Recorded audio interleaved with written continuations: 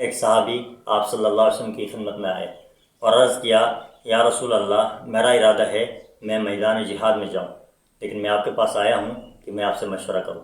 آپ صلی اللہ علیہ وسلم نے ارشاد فرمایا، حل لک ام، کیا آپ کی ماں زندہ ہے؟ اس نے کہا نعم یا رسول اللہ، جی یا رسول اللہ میری والدہ زندہ ہیں۔ اس وقت آپ علیہ السلام نے ایک ارشاد فرمایا فلزمھا فإن الجنۃ عند رجلھا، جاؤ جا کے والدے کی خدمت کرو، اس لیے کہ جنت آپ کے ماں کے قدم کے پاس۔ اور ایک مشہور حدیث ہے، الجنت تحت اقدام الامہات، کہ جنت ماں کی قدموں کے نیچے۔ اندازہ کیجئے آپ صلی اللہ علیہ وسلم ہمیں کیا سمجھانا چاہ رہے ہیں؟ کبھی ہم نے اس حدیث پر غور کیا کہ جو آدمی جنت پہنچنا چاہتا ہے، جنت میں ٹھکانہ بنانا چاہتا ہے، وہ ماں کی خدمت کرے، ماں کو راضی کرے، ماں کی رضامندی، ماں کی خوشی آپ کو جنت تک پہنچائے گی۔ اور آپ کو پتہ ہے دنیا کی حیثیت اللہ تبارک و تعالیٰ کے نزدیک مچھر کے پر کے برابر بھی نہیں۔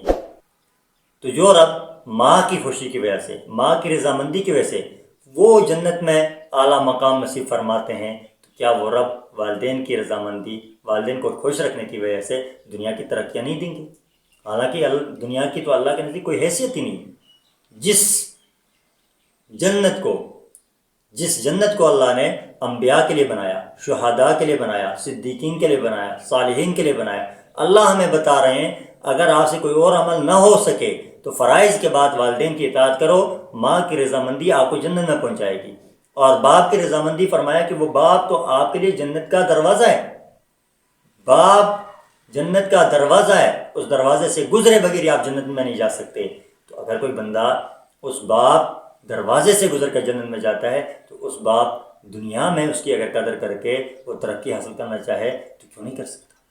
تو باپ جو جنت کا دروازہ ہے، ماں جس کے قدموں کے نیچے جنت ہے، ہمیں اگر ماں اور باپ کے صدقے جنت مل سکتی ہے تو اسی ماں اور باپ کے صدقے ہمیں دنیا کی ہر قسم کی ترقی مل سکتی ہے، ہم دنیا کی ہر کامیابی سمیٹ سکتے ہیں۔